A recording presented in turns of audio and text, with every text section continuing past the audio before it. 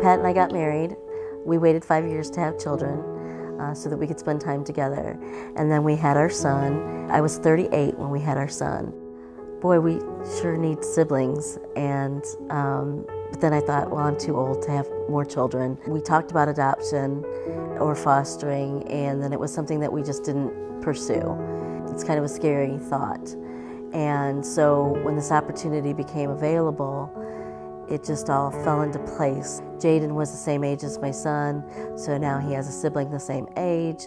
Josiah is a couple years younger, so it all seemed to work out, and now we have our homegrown family.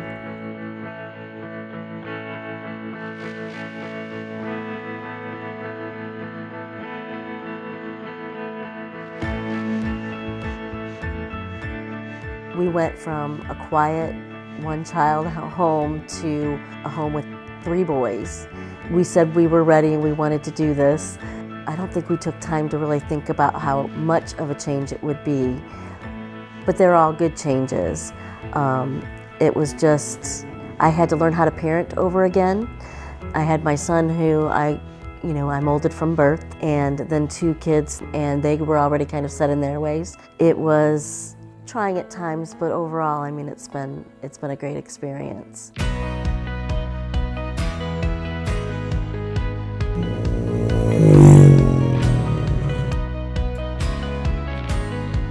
Bonnie is amazing. She's a hero of mine because she's got to be one of the strongest people I know. They went from a family of 3 to a family of 5, in a day, basically. I met with Maggie Figge from the Carmel Youth Assistance Program, and I didn't really know what they had to offer. And then all of a sudden, it was like a door opened. So essentially, Carmel Youth Assistance is a proactive organization to cast a broader net around the children that need our assistance in the community of Carmel. Maggie was an advocate for us. Without us even knowing her, I could always count on her. Just priceless. Jaden had been in a lot of different homes, a lot of different foster homes and shelter care, so a big part of it was that he was just always transitioning from one school to the next. Wasn't really able to get settled in a school and get in his groove. But Jaden in general, he's resilient.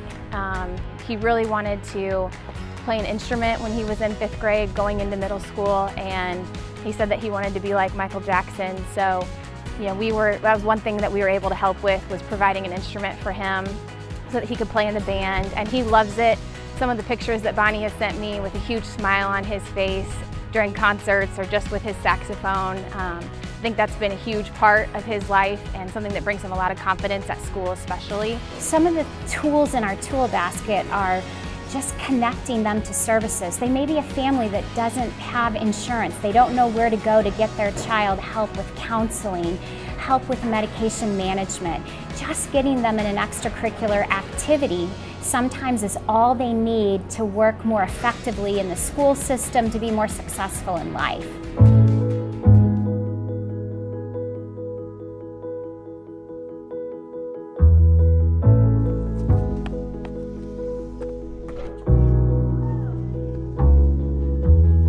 If someone asks you, hey, what's your mom like?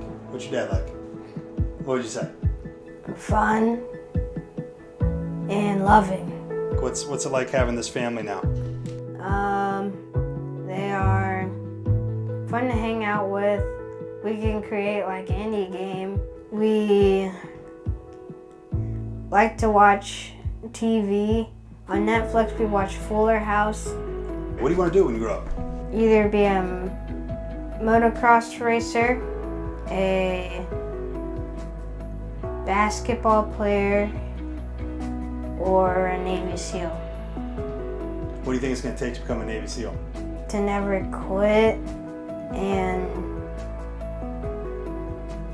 and to not leave until my job is done.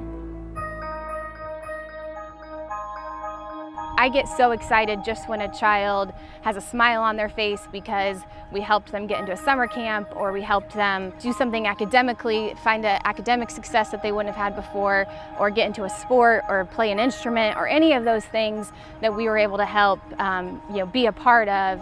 I get great joy out of that. It's kind of like going back to the days where neighbors used to take care of neighbors.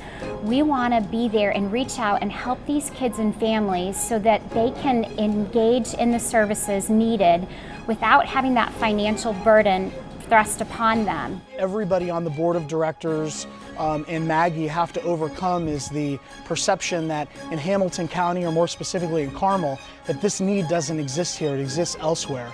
And the fact of the matter is that we're all one job loss, one healthcare issue, one mental health issue away from being in a potential situation where our children need the services of Carmel Youth Assistance. We're all in a position where one day we could use these services, so that crosses any socioeconomic lines that we think perceptually that exist.